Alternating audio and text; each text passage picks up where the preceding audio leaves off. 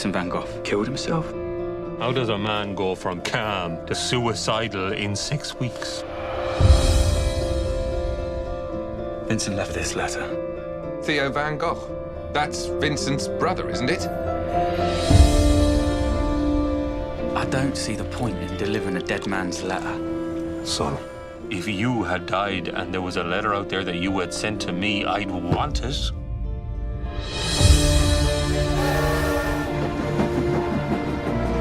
So, what brings you to Auvert?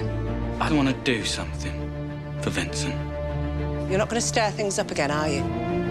You've had quite enough weeping over that nutcase. His neighbours and the police and the whole town against an ill man. Vincent, what have you done? We all knew something was very wrong. Vincent! If only I could have been one of them. Great artists are not peaceful souls.